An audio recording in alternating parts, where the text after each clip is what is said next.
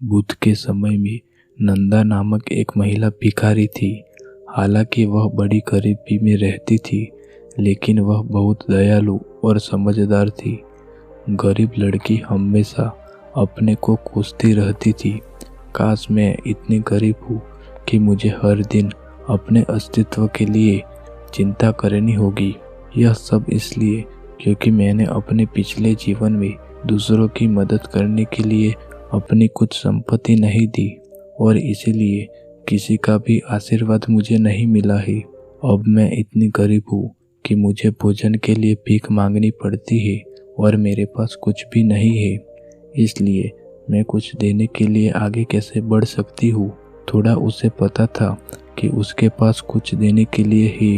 एक दिन आखिरकार जब उसे भीख मांगने से कुछ प्रतिशत अनाज मिला तो गरीब लड़की को यह पता चला कि राजा प्रसेनजीत ने गौतम बुद्ध को सिर्फ रात के खाने के लिए महल में आने को कहा था। बुद्ध का स्वागत करने के लिए पूरे महल में फूलों और लालटेन से सजाया गया था।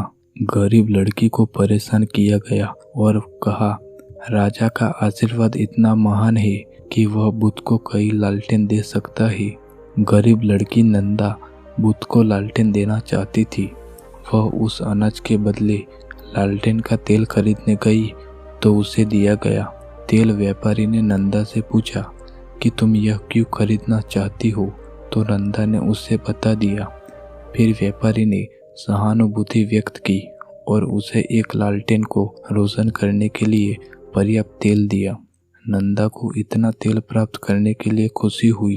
वो गौतम बुद्ध के मठ में चली गई और लालटेन में से एक में डालकर बुद्ध को भेंट दी और फिर उसने बुद्ध से प्रार्थना की, हालांकि मैं इतनी गरीबी में रहती हूँ, मैं बुद्ध को यह छोटा लालटेन दे रही हूँ।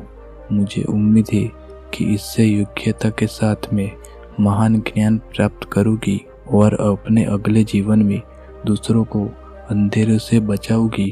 राजा प्रसेनजीत ने जो लालटेन दिया था वो सिर्फ रात भर के लिए जलाया जाना था, इसलिए बिना रिफिल किए सुबह के पहले उसके सभी लालटेन जल गई और जो गरीब लड़की ने लालटेन दी थी वह नहीं बुझती थी। इसके बदले अधिक रोशनी और सुंदर लग रही थी।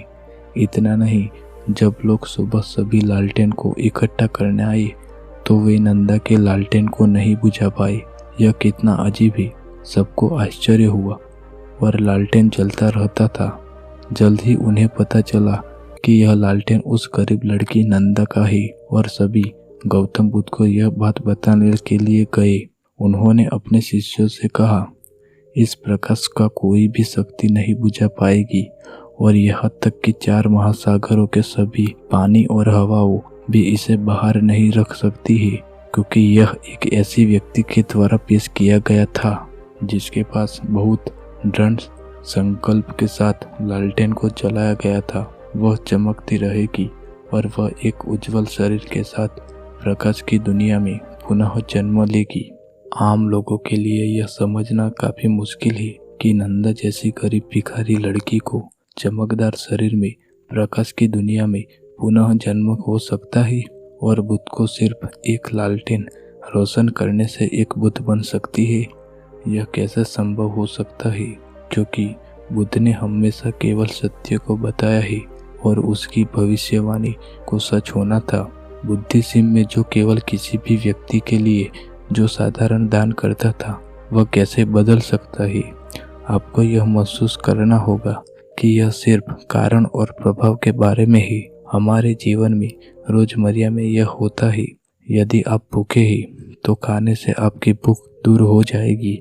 अगर आप प्यासे हैं तो पानी पीने से आपकी प्यास दूर हो जाएगी। प्यास कारण है और आपकी संतुष्टि प्रभाव है। इस तरह का कारण और प्रभाव देखना आसान है, क्योंकि गरीब लड़की को भविष्य में बुद्ध बनने की गौतम बुद्ध की भविष्यवाणी प्राप्त करने में सक्षम थी।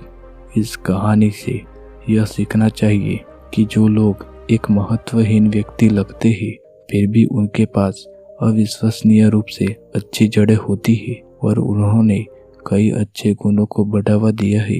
वे एक पौधे की तरह होते हैं जो समय के सही होने पर खिलेगी और फल देगी और उस समय फूल अद्भुत सुगंध का उत्सर्जन करेगी और फल बेहद स्वादिष्ट होंगे।